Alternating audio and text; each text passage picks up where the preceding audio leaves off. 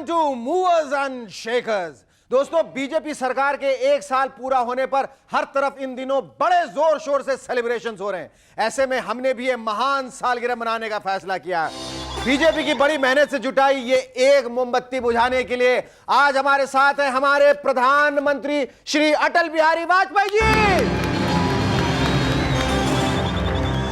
बेटा शेखर, तुम भी बड़े अजीब हो। आए दिन तो यहाँ अपने प्रोग्राम्स में मुझे इमिटेट करते रहते हो, और अब ये सेलिब्रेशन का ढोंग कैसा? सर, इमिटेट इसलिए करता हूं क्योंकि वो कहते हैं ना, imitation is the sincerest form of flattery. और ढोंग नहीं सर, वो क्या है ना, पिछले साल से आपके आइटम्स हमारे प्रोग्राम की जान है। आज मैं ही नहीं, हमारी पूरी एमएनएस की टीम तहे दिल से यह खुशी मनाना चाहती है। सर, हमारी तो दुआ है कि ये एक मोमबत्ती तो क्या, बाकी की 4 मोमबत्तियां भी बुझाने का आप ही को मौका मिले।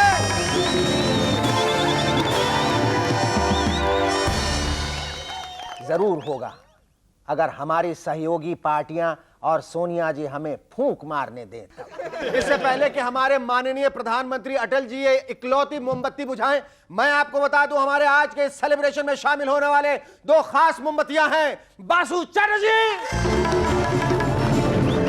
और रितु शिवपुरी। लेकिन उससे पहले जोरदार तालियों से स्वागत कीजिए शुरू की और उसके रबर बैंड का। Hello and welcome back to MNS once again. एक बार फिर लालू जी न्यूज में। थर्ड फ्रंट ज्वाइन करते ही वो बोले, इसे हम थर्ड नहीं फर्स्ट फ्रंट बनाकर दिखाऊंगा। इस पर एक पत्रकार ने पूछा, इसके लिए आप क्या क्या करेंगे? तो वो बोले, काका करेंगे, अरे हम आज से हर जगह फ्रंट में ही रहा करूंगा। पार्लियामेंट हो या सलीमा हॉल, हम हमेशा सबसे आगे फ्रंट वाली सीट पर ही बैठा करेंगे। इतना ही नहीं, ट्रैवल भी हम फ्रंटियर मेल में करूंगा, इंजन के आगे फ्रंट वाली जगह पर। अरे इतना सब करूंगा तब ये तो हमारा थर्ड फ्रंट फर्स्ट फ्रंट बनेगा रे बुड़बक के नाती। कहते हैं जैसा बाप वैसा बेटा, लेकिन एआईएडीएमके के मामले में कहेंगे जैसी अम्मा वैसे एमएलए। पहले अम्मा ने अपने ऑडिटर को जूतों से पीटा, उसी से इंस्पायर होकर उनके एक एमएलए ने तमिलनाडु के एग्रीकल्चर मिनिस्टर के नाक पे करारा मुक्का जमा दिया। इस सिलसिले में जब एमएनएस के रिपोर्टर ने अम्मा से पूछा तो उनके अंदर छुपी हुई एक्ट्रेस अचानक जाग उठी, बोली, लगातार धमकी वाले रोल कर करके हम बोर हो गए। फॉर अ चेंज थोड़ा बहुत एक्शन सीन करने में क्या बुराई है?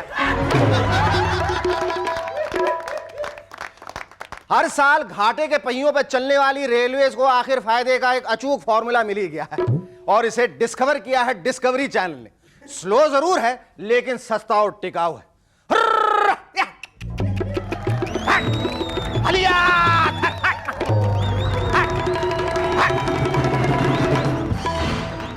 Well done.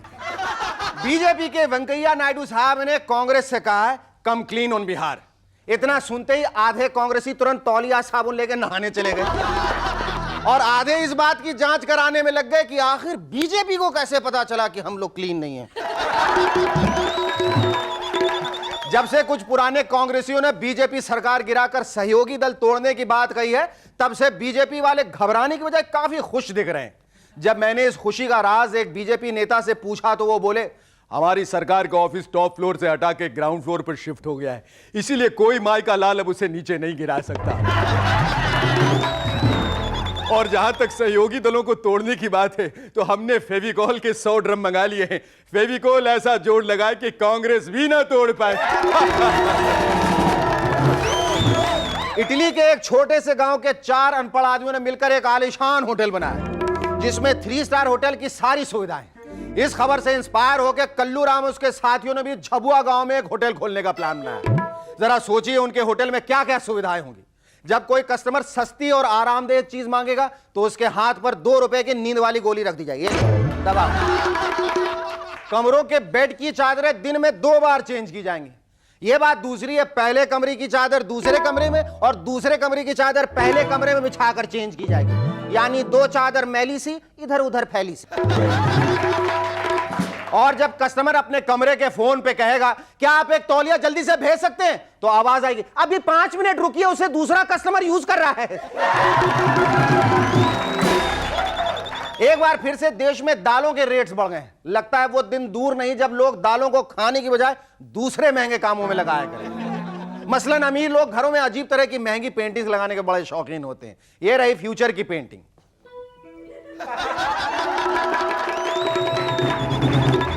अरहर, धुली मसूर और उड़द की दाल वाली सबसे नायाब और महंगी पेंटिंग। प्रेमी अपनी गर्लफ्रेंड को सरप्राइज गिफ्ट में गले का हार देगा तो वो खुशी से झूम उठेगी, हाय राजमा के दानों वाला कीमती हार, आई लव यू यार। इन दिनों गोरखपुर के आसपास के सरकारी अस्पतालों की हालत बड़ी खराब चल रही है। कई जगह तो एक बेड पर 3-3, 4-4 मरीजों को एडजस्ट करना पड़ा। हटबे हटबे। जरा सोचिए ऐसी हालत में डॉक्टरों और नर्सों को कितनी दिक्कत होती होगी। पता चला पत्थरी का ऑपरेशन जैतूमल का करना था, लेकिन पेट मैकूमल का काट के उसमें पत्थर खोजे जा रहे थे। पत्थर नहीं मिला, ये मोबाइल रख लूं, तू पेजर रख ले। लगता पिछला डॉक्टर छोड़ गया था। बेहोशी का इंजेक्शन राम दुलारे को लगाना था, पर लगा दिया रामलाल को, जो बेचारा 2 दिनों की बेहोशी के बाद अभी अभी होश में आया था। मैं कहां फिर से। आजकल यूपी में कांग्रेस पार्टी का बड़ा बुरा हाल है। वो कभी समाजवादी पार्टी तो कभी बहुजन समाज पार्टी के साथ मिलकर इलेक्शन लड़ने की बात करते हैं, तो कभी छोटी मोटी रीजनल पार्टियों के साथ मिलकर। मतलब यह है किसी भी तरह जीतना है, साथ में कोई भी मिल जाए। कल को पता चला कोई कांग्रेसी किसी की टी पार्टी में गया तो चाय समोसे खाता खाता होश से कहना शुरू कर दिया, भाई साहब आपने पार्टी में आकर मजा आ गया, क्या ये पार्टी वाले हमारी कांग्रेस पार्टी में मिल सकते हैं? जरा पानी दीजिए बे। पिछले दिनों पार्लियामेंट में बजट सेशन के दौरान कांग्रेस पार्टी सरकार से लगातार यूं नाराज थी जैसे हमारे कल्लू राम की बीवी कल्लू राम से बात बात पे नाराज रहती। कांग्रेसी वॉकआउट ऐसे किए जा रहे थे जैसे वो पार्लियामेंट में नहीं, कनॉट प्लेस में टहलने आए। उनकी इस बेहुदा हरकत पर सरकार ने कैलकुलेट करके बताया कि कांग्रेस ने पूरे बजट सेशन के दौरान 55 घंटे तक काम रोके रखा, जिससे देश को 9 करोड़ का नुकसान हुआ। इस पर एक सीनियर कांग्रेसी बोले, अरे बीजेपी वालों, 9 करोड़ के मामले से नुकसान वाला थोड़ा सा कंट्रीब्यूशन हमसे भी ले लो। अरबों रुपए के घाटे वाले बजट का सारा क्रेडिट अकेले ही ले जाना चाहते हो क्या? एनवायरमेंट मिनिस्ट्री अब बहुत जल्दी पोल्यूशन के खिलाफ फोन कॉल से कंप्लेंट नोट करके फास्ट काम करेगी। जरा सोचिए अब उनके कंप्लेंट ऑफिस में कैसी कैसी शिकायतें आया करेंगे। हेलो, हाँ जी मैं जस्सी बोल रही हूं। ओ जी मुझे अपने पड़ोसी कल्लू राम की कंप्लेंट लिखवानी है। हाँ जी उसकी 10 पैसे हैं जी, जो इतना गोबर देती हैं कि मेरे घर तक आ जाता है जी। आप मुझे बस इस पोल्यूशन से बचा लो जी। अभी जस्सी ने फोन रखा ही था कि कल्लू राम का फोन आ गया। सर हमको अपने पड़ोसी जस्सी का एक ठो कंप्लेन करना है। उसने घर के अंदर आटा पीसने वाली चक्कियां लगा रखी हैं जिनका भारी शोर से हमारा जीना हराम हो गया है। हो गया सारा पोल्यूशन दूर। Our first guest on M&S tonight is one of the more successful filmmakers of the 70s and the 80s. He's the man and the director behind the avant-garde, the so-called new wave, middle-of-the-road cinemas like Rajnigandha and Chichor and Khatta Mitha, and the immensely popular series Rajni. Ladies and gentlemen, please give a big hand to Basho Chatterjee!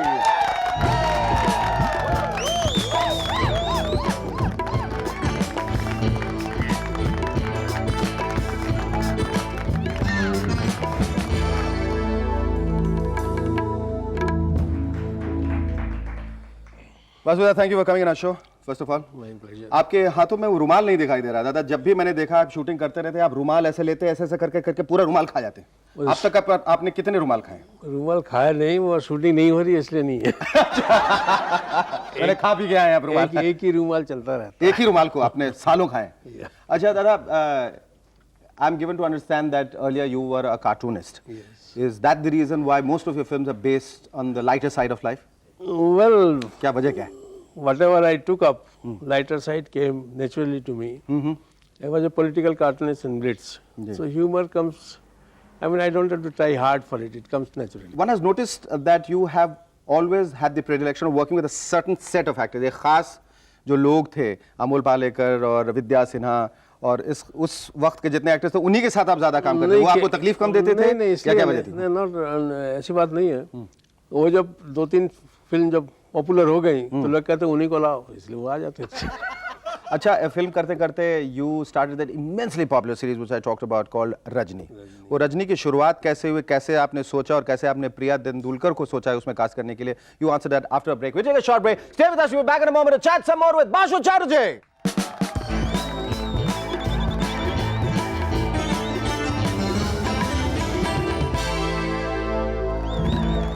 Hello and welcome back to MNS once again. हाँ दादा, हम पूछ रहे थे कि रजनी का जो ये कॉन्सेप्ट था ये आपके दिमाग में किस तरह से आया? देखिए, ऐसा है, उन दिनों सेक्रेटरी एसएस गिल थे मिनिस्ट्री ऑफ INB के, वो एक बार बम्बई आए। उन्होंने कहा हमसे और 3-4 कि आप कुछ ये सोप ओपेरा या सीरियल्स बनाइए। हमको कोई तजुर्बा नहीं था, बनाई भी नहीं थी। So that is directly because of my association with Blitz and, और मैं अखबार पढ़ता ही था। तो मेरे दिमाग में आया कि ये पॉपुलर जो कंज्यूमर आइटम थे इनको लेके कोई एक सब्जेक्ट बनाया जाए। And they liked it immediately. I mean कहा यही ठीक है। मैं 2-3 आइडिया दिए थे, ये अच्छा लगा। और एक्चुअली प्रिया तेंदुलकर के पहले मैंने पद्मिनी कोल्हापुरी के बारे में पद्मिनी कोल्हापुरी के लिए उसने एक एपिसोड बनाया भी था। और फिर सडनली वो बिजी हो गई तो फिर वो सडनली उनकी एक फिल्म चल गई, बोलिए अब मैं सीरियल नहीं करूँगा। तो फिर उसके बाद रजनी, ये प्रिया फ्री थी, उससे बात की and she was good and I had to change it a little because Priya हमारा था थोड़ा लाइट कॉमेडी जैसा, लाइट कैरेक्टर होगा।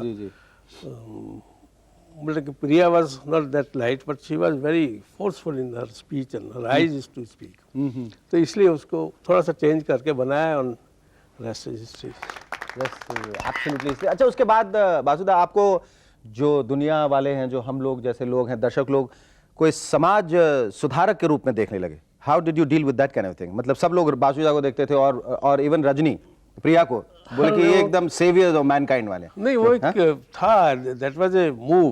दैट वाज कभी-कभी that was whole movement criticise भी किया कि भाई इतना आसानी से कैसे सॉल्व कर देती है। हमने कहा दिस इज ए मूवमेंट, आप इससे इंस्पायर होइए। हम ये नहीं करें कि दिस इज द ट्रुथ, इससे आप भी लड़िए और आप सब लड़ेंगे तो कुछ ना कुछ फायदा होगा ही। बिल्कुल। तो दिस वाज लाइक दैट। और वो somehow कुछ चीज होती है, just people immediately take it and it was taken at that time. अच्छा, आजकल के जो हालात हैं, सामाजिक या राजनीतिक या आर्थिक जो भी हालात है, उस पर कटाक्ष करने का दिल नहीं करता? जिस तरह से कक्का जी कहीं में कहा था उसका पार्ट 2 बनाने की इच्छा नहीं, कुछ सीक्वल बनाने की इच्छा नहीं? उसका एक्चुअली वो सीक्वल बन गया है। अच्छा, कक्का जी कहीं का, कक्का जी की वापसी के नाम से रिटर्न ऑफ कक्का जी। हाँ, 4 बना भी लिए हैं, देखें कहाँ आता है। अच्छा, आजकल फिल्मों का रुख है वो किधर जा रहा है दादा? Why you not making any more films now? नहीं, देखिए, मैंने 37 फिल्म बना ली हैं। जी। A man has to call it a day some.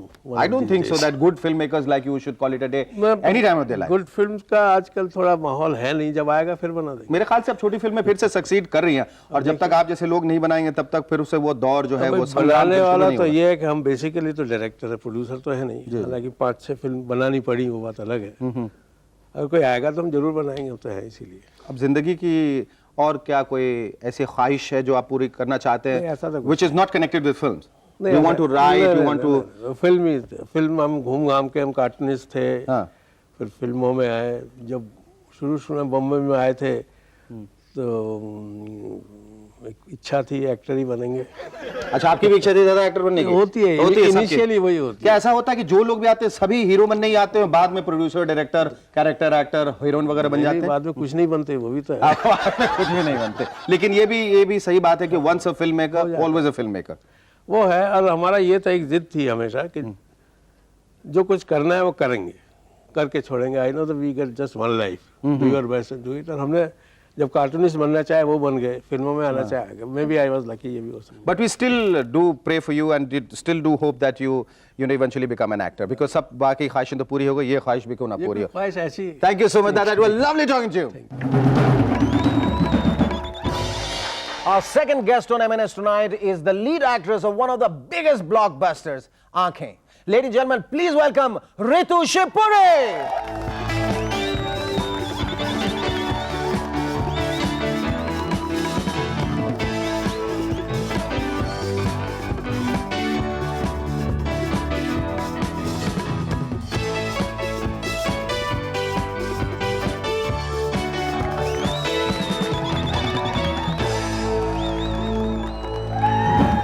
दादा इनको लेके आप फिल्म बनाई, देखिए कमर पतली, नजर तिरछी, सुराहीदार गर्दन। मैं तो उनके बहुत बचपन से पहचानता हूँ। रितु, मैंने अभी तुम्हारे साथ एक शो किया था कलकत्ता में, जहां तुम्हें लोग जो है वो उठा उठा के ला रहे थे। ये किसका आइडिया था? ये तुम ऐसी ग्रैंड एंट्री बिल्कुल क्लियोपाट्रा की तरह जो लेती हो, ये आइडिया किसका रहता है? Tell me. Usually people like you who have a mind. I'm an actress, I'm not supposed to have a mind. ओह, नहीं, पर कभी ऐसा हादसा हुआ कि तुम्हें उठा के ला रहे हो और गिरा दिया हो नीचे किसी ने? नहीं, कभी ऐसा नहीं? अभी तक नहीं हुआ। अभी तक नहीं हुआ। व्हाट इज इट बिकॉज आप ओम शिवपुरी जी की लड़की हैं इसलिए आपने फिल्म करियर चुना, या you wanted to be an actress as long as you can remember? No, it's nothing like that. Actually, I'm a very confused person. And what has set of this confusion? No, I'm confused as in क्या बहुत सारी चीजें करना a lot चाहती of हो? things excite me. Like जैसे? you know, I want to be producer one day, and then one day I want to be this business executive and go in with a briefcase, and you know, I have these very very strange things तो about इन सब me. सारी confusion का तो एक ही answer रहता है, actress बन जाओ, सारी ख्वाहिशें पूरी हो जाए। किसी फिल्म में तुम बिजनेस एग्जीक्यूटिव हो, किसी में तुम पेंटर हो, किसी में वकील हो। So what is the confusion all about? I mean, just decide, get focused that you want to be an actress, and all your dreams are realized. Yeah, है ना? absolutely. अच्छा, तुमने अपनी फिल्म की शुरुआत आंखें से की या उससे पहले? आंखें। आंखें से। And your first film was one of the biggest grossers and one of the biggest blockbusters of Indian cinema. अच्छा, तो इतनी खूबसूरत सी लड़की जिसने इतना बड़ा हिट दिया है आंखें, वो सडनली प्रोड्यूसर कैसे बनना चाहती है? You hang on to the answer. We take a short break. Stay with us. We're back in a moment to chat some more with Ritu Shivpuri.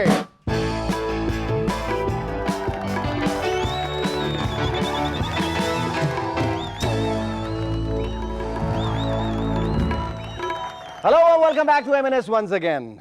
Ritu, तुम प्रोड्यूसर कैसे बन गई? We produced, actually my mom produced a serial called Brahman, which means universe. Yes. It's basically a conflict between science and supernatural, अच्छा। that kind of thing. And it turned out fabulously. I liked it, so I thought I'll become producer. Tell me, how did R and Par happen? Arya Par. Arya Par. Arya Par. I told Ketan, I said, Ketan, I want to do the film. I don't care, I just want to do the film. And he said, okay, you're on. And that's how the film But that was a happened. very sizzling role, so to speak, you got. I mean, like, Yeah. that was a very sexy number which you did. Yeah. Do you- All do the you- women were sexy in the film. All. Hot. अच्छा, तुम ये बताओ कि अगर जिंदगी में कभी तुम्हें एक दिन लड़का बनने का मौका मिले, हीरो बनने का मौका मिले, तो तुम कैसे बिहेव करोगी वो सारा दिन? What would you want to be and how would you behave? Ouch, that's a tricky one. That's a tricky one. Think about it. I don't know. I really don't know. I really don't know. I mean, so many people have managed to shock me ना Shekhar. Really. मतलब मैं सोचती हूँ अब तो मैं सब जानती हूँ, मतलब कि ये इंडस्ट्री मुझे सब पता है कौन कैसा है, और फिर भी ऐसा कोई जरूर इंसान मिल जाता है जो मुझे मतलब ऐसे शॉक कर मेरे ख्याल से अगर तुम लड़की हो और तुम्हें कहा जाए कि अगर तुम लड़का बन जाओ, सबसे पहले ये करना, एक ऑफिस खोल लेना, दफ्तर, वहां बैठना, किसी हीरोइन को बुलाना जो बहुत अच्छे रोल के लिए तरस रही है, उसे रोल दे देना, और ये कभी मत पूछना शाम को क्या कर रही है। Thank you so much, you were lovely talking to you. आजकल रेलवे वाले परेशान हैं कि वो जहां भी ट्रैक्स बिछाते हैं उनके आसपास झुग्गी झोपड़ी वाले डेरा जमा लेते हैं। अरे साहब, आप लोग परेशान क्यों होते हैं? देश भर में नेक कामों के लिए बहुत सारे इनाम बढ़ रहे हैं। हो सकता है रेलवेज को भी बहुत जल्द स्लम डेवलपमेंट का कोई अवार्ड ही मिल जाए।